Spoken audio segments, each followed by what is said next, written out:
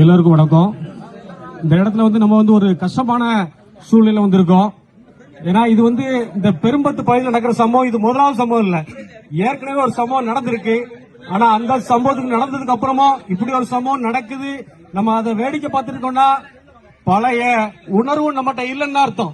ஏன்னா நம்ம ஒற்றுமையா இல்ல, ஆளுக்கு ஒரு சங்கம், ஆளுக்கு ஒரு கம்பெடுத்தாலும் ரவுடி மாதிரி 400 சங்கம் 4000 சங்கம் வச்சுட்டு உட்கார்ந்துட்டு இருக்காங்க. பிரச்சனைனா முதல் நாள் காலையில வந்திருக்கணும், யாரும் வரல. ஆனா வராதுக்கு இன்னொரு காரணம் இருக்கு. இங்க பக்கத்தூர்ல பிரச்சனை நடந்தா இங்க நம்ம எத்தனை பேர் போறோம் பாக்கணும், யாரும் போறது இல்ல. அடுத்த வீட்டுல தீ பிடிக்குது, அடுத்த வீட்டுல பிரச்சனை நம்ம உட்கார்ந்துருந்தா நாளைக்கு நம்ம வீட்லயும் தீ பிடிக்கும், நம்ம வீட்லயும் பிரச்சனை வரும். அந்த பிரச்சனைக்கு அங்க பிரச்சனை பண்ணி முதல்ல போகணும், ஏன் போகல? இதே கொஞ்ச நாட்டு கோயில் செலவு பிரச்சனை நடந்துச்சு. அந்த பிரச்சனையில பனங்காட்டு படக்கட்சி தலைவர் ராக்கெட் ராஜா வழக்கு வச்சிருந்தாங்க. அதுபோக இந்த ஊர்ல 2 பையங்க, அந்த ஊர் பையங்க, மீதி எல்லாம் வெளியூர் பையங்க. அந்த பையங்க எல்லாமே இந்த கோர்ட்டுக்கு வரும்போது இங்க இருந்து எத்தனை பேர் போயிருந்தோம் கேளுங்க, உங்க மனசாட்சி தொட்டு கேளுங்க. யாரும் அன்னைக்கு போகல. ஏன்னா பிரச்சனை நம்மளோடது இல்ல, அவங்களோடது நீங்க நினைச்சீங்க. ஆனா பிரச்சனை அன்னைக்கு திரும்ப வருதா? அப்ப என்னைக்கு இங்க போனா, பெரும்பத்துக்குள்ள போனா திரும்ப அடிப்பான், அங்க போனா இந்த நம்ம விஷயம் நடக்காதுன்னு தெரிஞ்சாதான் வராம இருப்பான். ஆனா இன்னைக்கு இருக்க சூழ்நிலை பையங்களுக்கு நம்ம இந்த வழியை சொல்லித்தர விரும்பல. ஏன்னா அந்த வழி எங்களோட சார்ந்த ஆட்களோட போட்டு அண்ணன் இருக்காங்க, அண்ணனுக்கு எல்லா அனுபவம் தெரியும். அதனால இனி உள்ள இந்த காலங்குள்ள ஜெனரேஷனுக்கு வன்முறை விதிக்க நாங்க விரும்பல. அதனால ஒரே விஷயம் தான், அண்ணன் சொன்ன விஷயம் தான், வழக்கு வரும்போது தெளிவா இருங்க. இன்னைக்கு கூட்டம் போட்டு போய் எந்த பிரயோஜனமும் இல்ல. வழக்கு வரும்போது விட்னஸ் போடுறவங்கள காமரேஜ் பேச வருவாங்க, இல்ல மிரட்ட வருவாங்க. எந்த அன்னைக்கு ஒருத்தன் கேட்டாங்க, அண்ணே ஒருவேளை சாட்சியை மிரட்டினா என்ன பண்ணலாம், சாட்சியை வெட்டினா என்ன பண்ணலான்னு. ஜாதி பிரச்சனைக்கு காரணமே முழுக்க முழுக்க நம்ம சமுதாயத்தை சார்ந்த அரசியல்வாதிகள் தான். ஒரு மாட்டுக்கார சொல்றேன், ஓப்பனா சொல்றேன், ஐயா ஒளிச்சு மறைச்சு எல்லாரும் எங்களுக்கு வேண்டிய ஆட்கள் தான். அதுக்காட்டி வேண்டிய ஆட்கள் சமுதாயத்துக்கு துரோகம் செய்யும் போது அவனை நம்ம பாதுகாத்து பார்த்துட்டு இருக்க முடியாது. இந்த வள்ளியூர் ஊர் எப்படி இருந்துச்சு, இன்னைக்கு இந்த வள்ளியூர் ஊரை போய் பாருங்க எப்படி இருக்குது. அதாவது வள்ளியூர் ஊர் முழுக்க முழுக்க நாடார்கள் மெஜாரிட்டியான வாழ்ற ஊரு. ஆனா அங்க கொண்டு 2 சிலை வச்சிருக்காங்க. சிலை வைக்கிறதுக்கு எதிரி இல்ல, நீ நாங்குநேர்ல சிலை வச்சா நாங்க உங்களை கேட்க மாட்டோம், நீங்க சிறுவனத்துல சிலை வச்சா உங்களை கேட்க மாட்டோம். வள்ளியூர்ல யார் அவங்க ஊர்ல வைக்க முடியாது. நடு பஸ் ஸ்டாண்ட்ல கொண்டு சிலை யார் வச்சு கொடுத்த தெரியுமா? அவர்தான் ரூபாய் கொடுக்காங்க. தப்பு இல்ல. ஓட்டு கேட்கும் போது இதே பெருமத்துல நாடாருங்க மேல ஓட்டு போட்டாங்க.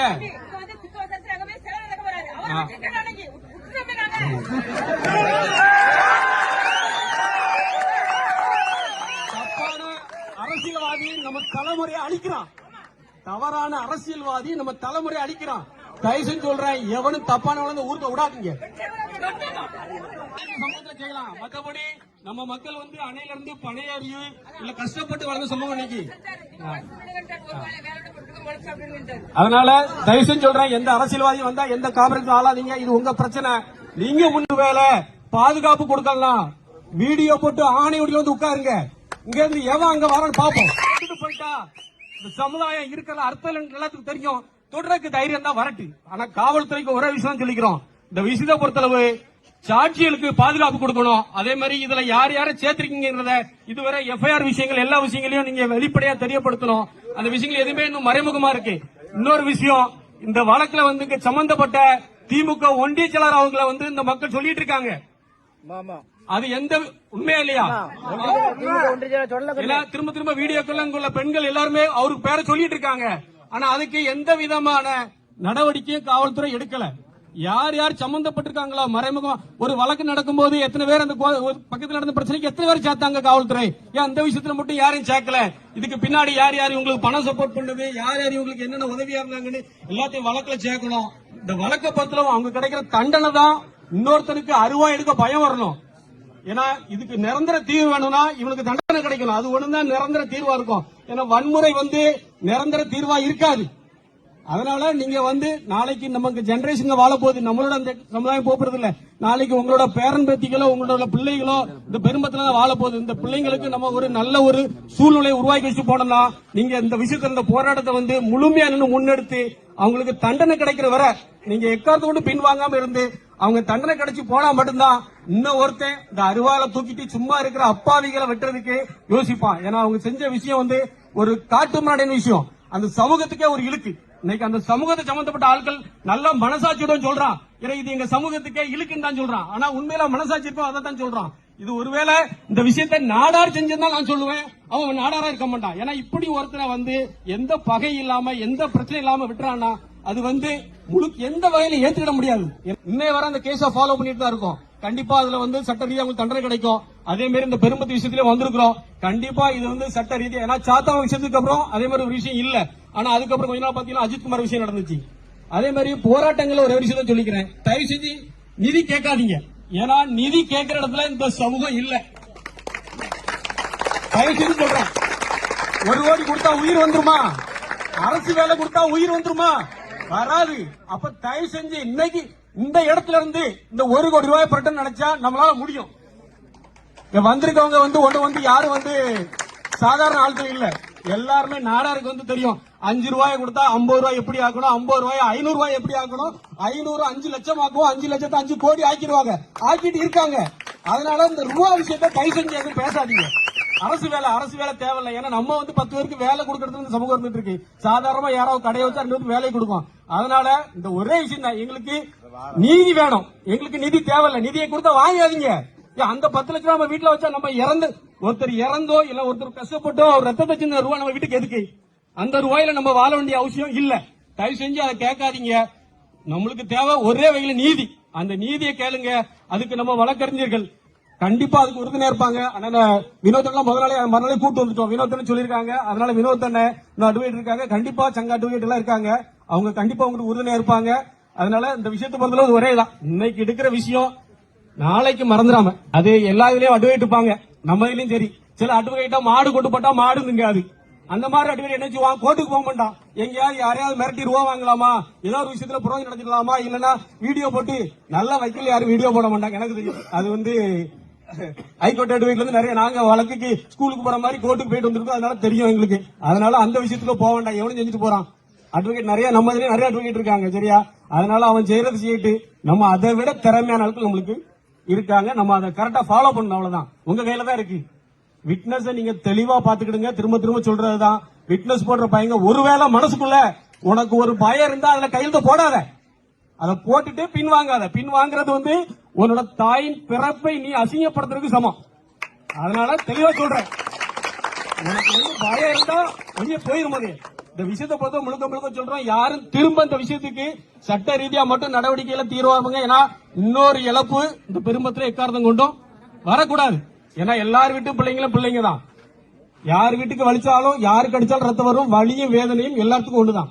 அதனால தயவு செஞ்சு இந்த விஷயத்தை வந்து நம்ம லீகலா சட்ட ரீதியா முழுக்க கையெடுப்போம்.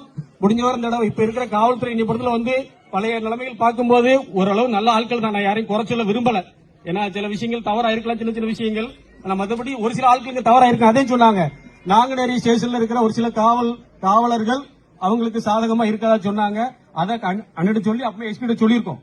அந்த மாதிரி ஆட்கள் இங்க இருந்து மாத்துங்கன்னு சொல்லி. அதே மாதிரி ஒயின் ஷாப், இந்த ஒயின் ஷாப் இங்க இருந்துச்சுன்னா வேலை சொல்றேன், அதை அடிச்சு உடைங்க. அதுக்கு வழக்கு போட்டு. ஏன்னா எத்தனையோ பிரச்சனை காரணம் ஒயின் ஷாப் தான். அதை ஓப்பனா சொல்றேன். அதுக்கு ஐயா நீங்க தயவு செஞ்சு காவல்துறை இதுக்கு ஒரு வழக்கு போட்டா போட்டுடுங்க, உடைக்க சொன்னோம்னு சொல்லி. கண்டிப்பா இது இனி திறந்தா உடைப்போம்.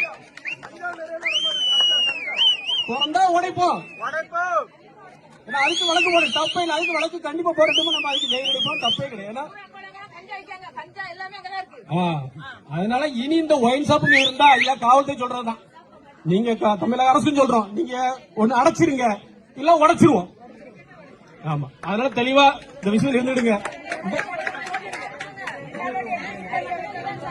ஐயா காவல்துறை அவர்களே அது இப்ப பேசிட்டு சொல்லிடுவோம். பின்னாடி இருக்காங்க அப்படின்னா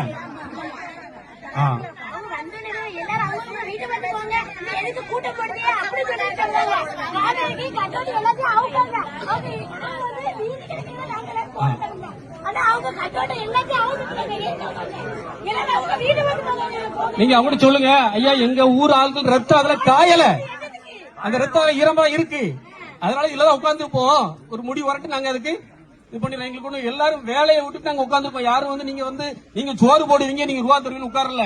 அதனால இதுக்கு ஒரு விஷயத்துக்கு முடி வரட்டுங்கிறது தெளிவா சொல்லிருங்க. நீங்க அதெல்லாம் ஒண்ணு நம்ம அப்படி வரட்டுக்கு நம்ம ஒன்னும் அனாதைகளும் கிடையாது. இந்த சமூகம் வந்து அப்படிப்பட்ட ஒரு சமூகம் இல்ல. சரியா?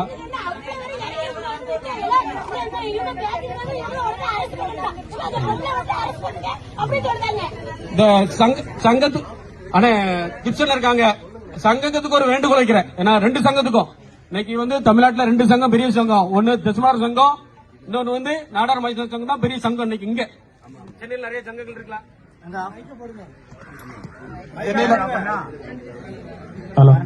சென்னையில நிறைய சங்கங்கள் இருக்கலாம், அது அவசியம். ஆனா இந்த விஷயம் நடந்த மறுநாள் காலையிலே 2 சங்கமும் வந்திருக்கணும்.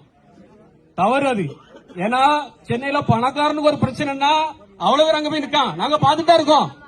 அங்க பெரிய பெரிய பெரிய நிறுவனங்கள் பில்டிங்கா கட்டிச்சிருக்கான். அவங்க கடையில பிரச்சனைனா முதல்ல போய் நின்று தானுவேன். அங்க நிறைய சங்கம் வச்சிருக்கான, வச்சு பேருக்கு பொழப்பு நடத்துறதுக்கு. இங்க ஒரு பிரச்சனை, எம்எல்ஏ வரல.